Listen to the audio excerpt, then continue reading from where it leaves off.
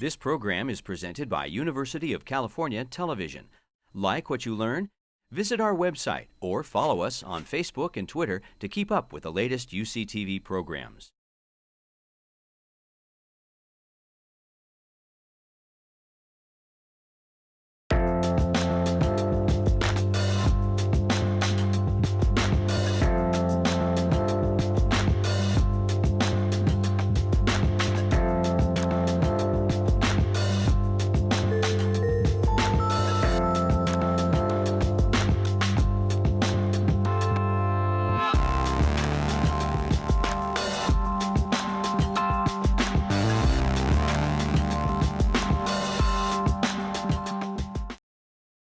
Three shots. I will do it in 3 different places. Yes. Okay. So 1, 2, and 1 leg. You want to do leg? Carl and Jody Crowett watched their son develop leukemia when he was just 2 years old. Went from a normal life to diagnosed with a life-threatening illness literally overnight. 4 years later, Rhett is in remission, but his immune system has been ravaged. And now, unable to be vaccinated, Rhett is facing a new threat: measles. It was a really scary time for us. And the same risk is there with any of these other diseases. In Marin County, where the non-vaccination rate is among the highest in the country, Rhett is at serious risk. More than 6% of parents here receive personal belief exemptions, allowing them to legally refuse vaccinations for their children. And they're not alone. 18 states, including California, allow parents to opt out. They don't trust that the vaccines work. Acupuncturist John Minnie is one of them. Like many residents of Marin, Minnie strives to live an all-natural lifestyle. I do have a daughter who's in school who is highly sensitive to these things because she's not used Western medicine virtually at all in her life. And so I do have personal concern for my own child. Yeah. No. Which is why Minnie declined to vaccinate his daughter Tara for the measles. I think it's a very big mistake for government to tell people what to do with their bodies on any level. But when it comes to vaccinations, that's exactly what parents like Carl Crowett believe is necessary. A law needs to be passed, legislation needs to be passed to eliminate the personal belief exemption. Herd immunity is real science. It keeps our children from getting sick. At a recent Marin County School Board meeting, board members voted to support mandatory vaccinations in California. If that comes to pass, Minnie says many parents may resort to homeschooling. There's going to be a lot of kids for religious reasons who will basically be banned from public school. Lawmakers are considering a bill that would give California one of the nation's toughest mandatory vaccine laws, a move that Crowett says is long overdue. This story isn't just about our son Rhett. It's about the expecting mothers, those children under the age of 1, and all of those other cancer patients. As for Rhett, he recently received a clean bill of health and finally got his measles vaccination. Done. How was it? Good. For CNS News, I'm Sean Baldwin.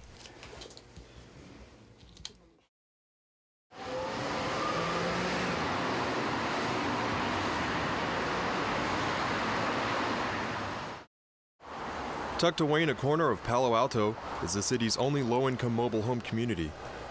Buena Vista's owner wants to sell the property, but if he does, generations of families will be put out in the street. They'll be displaced. There's 400 of us here, and children are going to the best schools. So my feeling is that it's not great. It doesn't help anybody. I feel they should stay. the people who live here own their trailers and pay as much as $900 a month for the land and utilities. If the park is sold, most, like Mary Keir, will have to move miles away. I would have to go to my daughter's house. That's about 3 hours from here. And my place is mobile, but it would cost a fortune to move it anywhere, so I wouldn't. The neighborhood is small, about 100 trailers, and mostly friendly. The population is heavily Latino and non-English speaking. Amanda Serrano from Nicaragua came to Buena Vista 7 years ago and now lives on disability. Vivimos pues bien, es chiquito pero vivimos bien, o sea, cómodo. Creo que en otro lugar no podríamos estar tan tranquilos y a gusto como aquí. Hay lugares, pero son, como te digo, son súper caros y necesitas, por ejemplo, aquí fui a Palo Alto Housing, no sé cómo se llama, pero está aquí, y necesita la persona por lo menos ganar $2,000 mensuales, y no aceptan niños y no aceptan animalitos. Palo Alto is known as the epicenter of Silicon Valley, a cozy suburb flooding with new tech industry wealth, a stark contrast with Buena Vista's housing.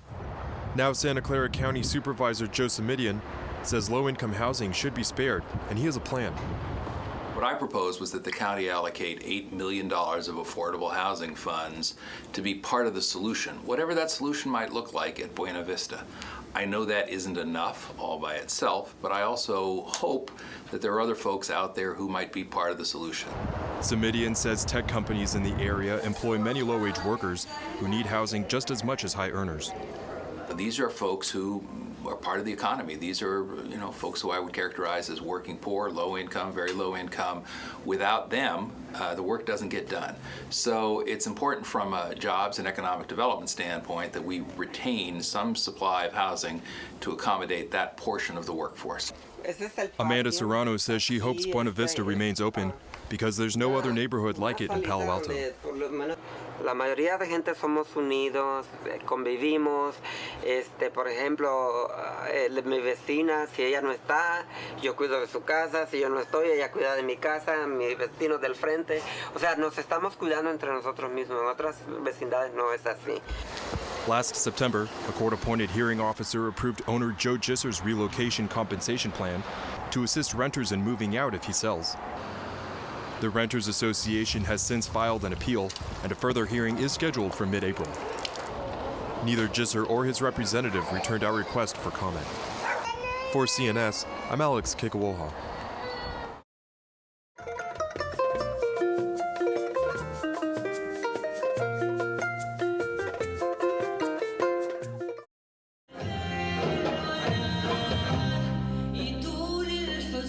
This vocalist is Egyptian. The guitarist is from Burundi.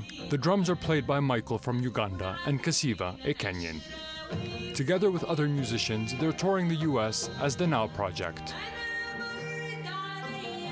The Nile Project is an initiative we started about 3.5 years ago to bring together musicians from the 11 Nile Basin countries to collaborate on making music that bridges a lot of their traditions, instruments, styles, and languages. The Nile River, considered the longest river in the world, runs through East Africa and is a major source of water in the region. Many of the countries face difficulties: dictatorships, civil war, corruption, or battles over natural resources. But music flows through all these countries just like the Nile. So I found that the musical collaboration brings in elements of respect. It shows that he's done the research and to find out what moves me as an Ethiopian. And when I'm moved by his music, then he becomes Ethiopian too, in a sense, for me. The musicians talked about their individual music and how they came to appreciate their new sense of connection in several panels and discussions. The group faced neighboring countries' travel restrictions, as well as those when coming to the U.S. Last year we had some challenges with getting visas for the Egyptian musicians to play in Ethiopia. So this year it was the turn of one of our Ethiopian musicians to face the same haphazard difficulties in getting their visa, and their visa was denied twice to come to the US. But in the end, it was all about the music. It's something different that represents our generation, we're like more beyond the politics, So to see this collaboration was really just mind-blowing.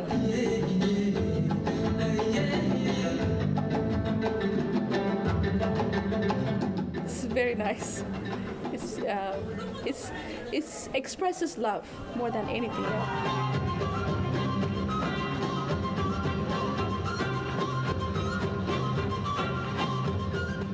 For CNS, this is Hanna Cassis and El Sanosi Adam.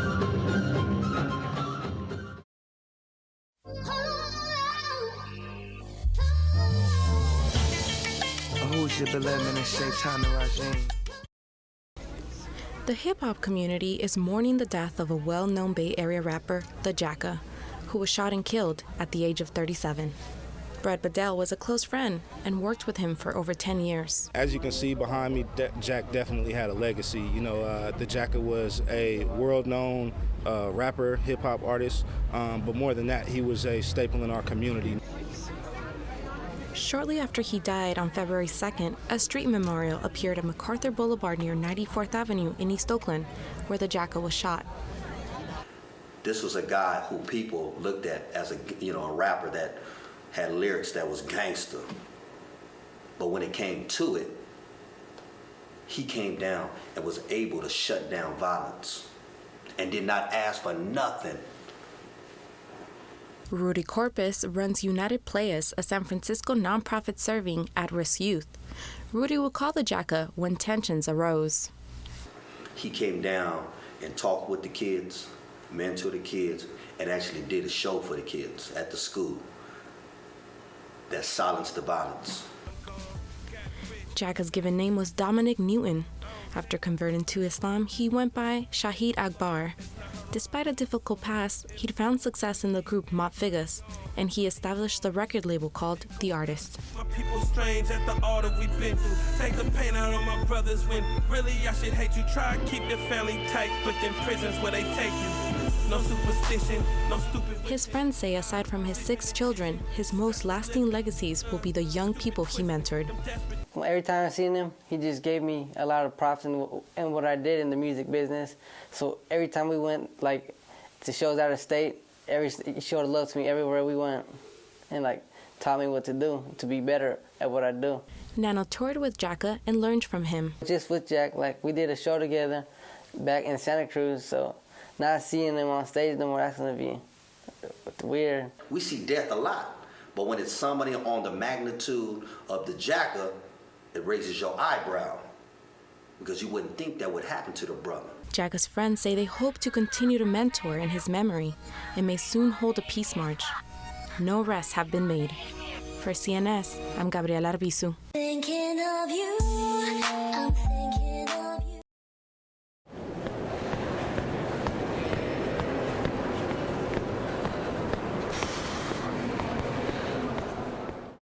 They call us lobbyists because we're always waiting out in the lobby.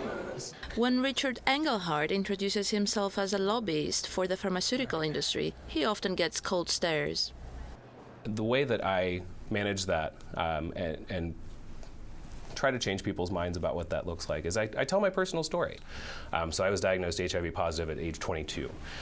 So I take a lot of prescriptions, and they're the things that keep me alive and let me do this job. And it's one of the reasons I was drawn to this industry, because they're doing some amazing things. Engelhardt represents the interests of the pharmaceutical industry before politicians in the state and the city. In this case, he lobbies against the city's ordinance that would force the pharmaceutical industry to pay for a $6 million drug take-back program. So I'm going to go meet with Supervisor Norman Yee as well as Supervisor Julie Christensen. Supervisors are concerned about trace amounts of antidepressants, sex hormones, and antibiotics found in municipal drinking water, a problem they say that is caused in part by improper drug disposal. Can you lobby me on how are you going to talk to them? I think first and foremost, our largest concern with the ordinance is that the science isn't there to back that the ordinance will have the stated desired effect. He says that drugs found in the water come from human exertion, not from being improperly disposed.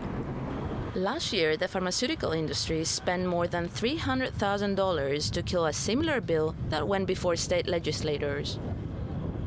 We don't have the lobbying capacity that industry does. That's a problem for Andrea Ventura. She heads a grassroots organization that supports the proposed ordinance. What we do is we talk to the people of San Francisco. And you're on the front lines of this for us. I mean, you're really doing the work.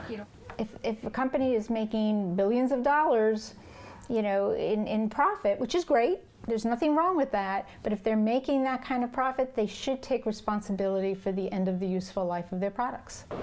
Ventura and Engelhardt faced off at a public hearing 1 month before the final vote. What's the plan for today? I think we're just going to go in and state our piece and not get too riled up on this one.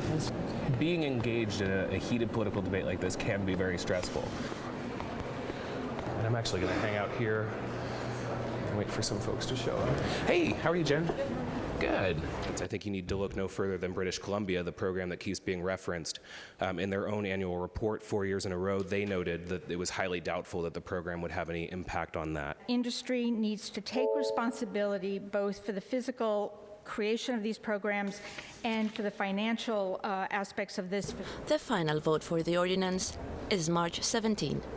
Despite the intense lobbying, Engelhardt knows that most likely he's not going to win this debate. You win some, you lose some, and you got to come back to fight another day, because there will be a lot more issues down the road that we need to work on, and we need to make sure that our relationships in any fight, even a heated one like this, aren't compromised in that process. For CNS, I'm Daphne Matsiaraki. So in this case, we have the edibles. We also have... My name is Victor Pino, and I am the marketing director here at Berkeley Patients Group. We provide safe, affordable medical cannabis to patients from across the East Bay and the entire Bay Area. We've been doing so for 15 years, and we're proud to continue this this tradition of providing medical cannabis to our population. Although Berkeley Patients Group has been operating in Berkeley longer than any other medical cannabis clinic, its future is uncertain. 2 years ago, the U.S. Attorney for Northern California ordered BPG to close, citing federal laws against marijuana use. Brandon Blake is a patient at BPG.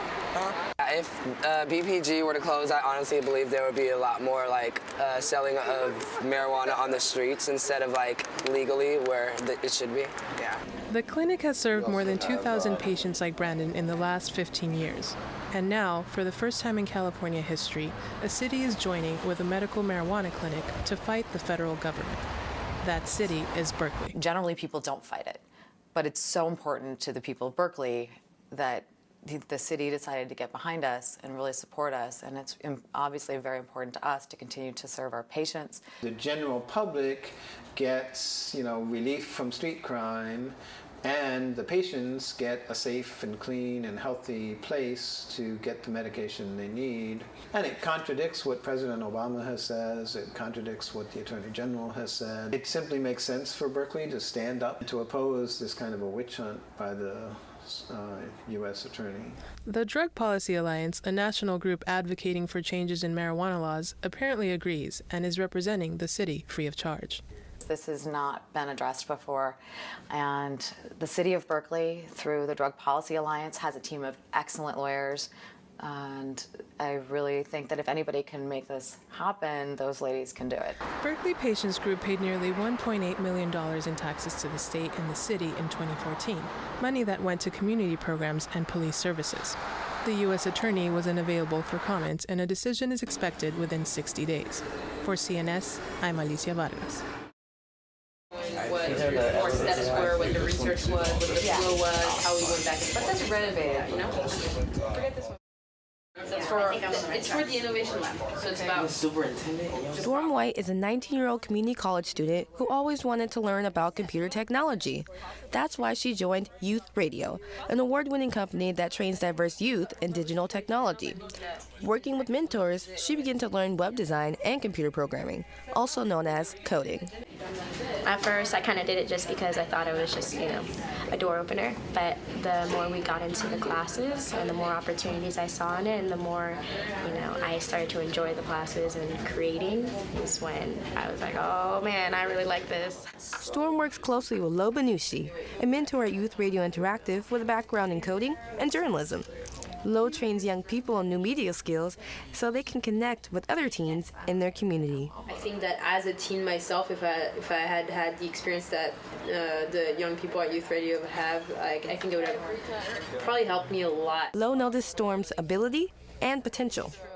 Storm's been with Youth Radio for a while. I hadn't met her until 3 months ago when she actually interviewed with us. for a contracted position with Youth Radio Interactive. She is charismatic. We need kids like that because they're also example for other kids. Working with Lo and other mentors, Storm learned how to create computer apps. She created one called My Study Buddy. It would help students in the Peralta colleges find neighborhood study groups. She tested the idea at the second annual My Brother's Keeper Hackathon.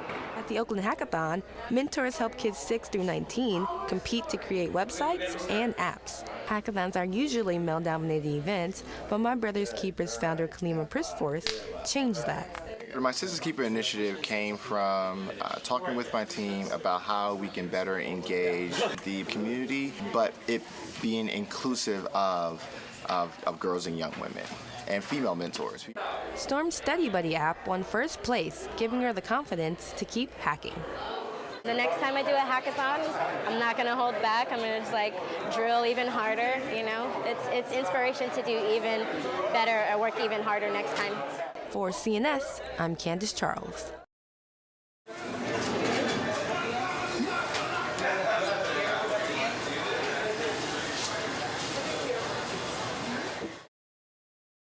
Tonight we honor Hollywood's best and brightest. Neil Patrick Harris, the host of the Oscars, got right to the point and the central controversy of this Oscar season. Anytime only all white people are nominated, that's not an accident.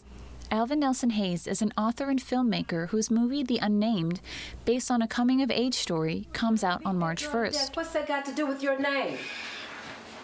She thinks she's better than me because her mom and daddy was married before she was born. She says she feels an affinity with Selma's director, Ava DuVernay. She started out as an independent filmmaker, and she's someone I could aspire to be, and the quality of that film is a quality that I inspired to put my films on. The lack of diversity in the nominations sparked outrage on social media, going as far as calling for a boycott of the Oscars. In the end, Selma received 2 nominations and won the Oscar for Best Original Song. It may not have deserved to win more, but Selma faced obstacles that some say are built into the Academy Awards system. Remember, you've got like 6,000 older white male people voting. It's a very highly politicized process. This is something people don't talk about much, but particularly in the nomination, people vote for their friends as much as they vote for the film. A recent study on diversity in Hollywood said about 17% of directors were minorities in 2013. But the report also said that there was an unusually high number. Nelson Hayes calls that a challenge. It won't discourage me at all. It'll just be some type of motivation. That if a film as good as Selma can get snubbed, I definitely won't be expecting any recognition for my film, The Unnamed. With the premiere of her film coming up and a meeting with distributors on her schedule, Alva is determined. I am a filmmaker, I am a producer, I am a director, and by any means necessary, kicking down doors at all costs, I'm going to make my project. For CNS, I'm Samani Gashel. Oh, big boy. Look at this big boy. Look at this big boy.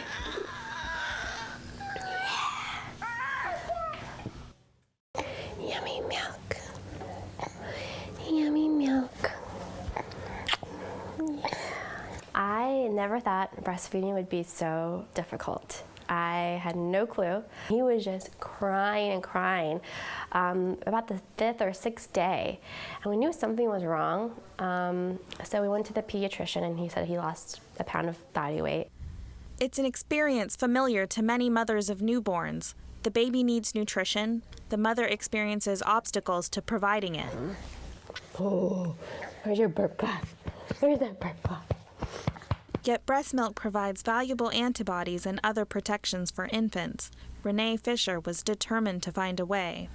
She turned to a lactation consultant who suggested an unusual solution: breast milk donors, a community of mothers with the opposite problem from Fisher. I had way too much milk. Over time, I just realized the amount I was freezing. There was no way I could feed it to my daughter before it would expire. Becca, who asked that her last name not be used, takes solace knowing her valuable milk is not going to waste. When I'm up at midnight or 2 a.m. or any time of day pumping, I don't feel as lonely and crappy about it because I know that the milk that I'm making is going to go to feed a baby. Lucas is now 5 months old. I've had 5 months of donor breast milk. And I pick it up probably once a month. I meet them in parking lots or at their house or wherever is easiest for them. What a big boy! He looks more and more like you. Here's October. Wow! Yay, Lucas! You get more breast milk! Yeah! That's all milk for Lucas. Yet for every known health benefit of breast milk, there are unknowns that raise safety concerns. Do I have hepatitis? Have I had an HIV test? Things like that. Fisher considered getting pre-screened milk from a milk bank, but she felt more secure knowing the source of her milk. She made me feel confident that she, was healthy. Now baby Lucas is 5 months old and in perfect health.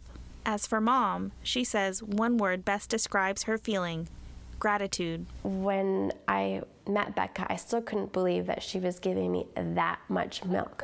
I still can't believe the generosity of all these moms that have given Lucas breast milk for the past 5 months. For CNS, this is Pallavi Somusetti.